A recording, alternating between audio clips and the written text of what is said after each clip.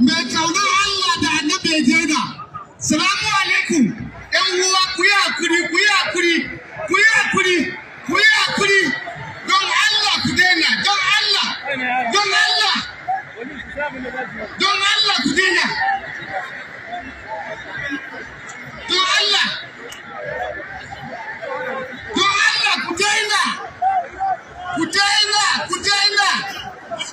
Allah ku daina.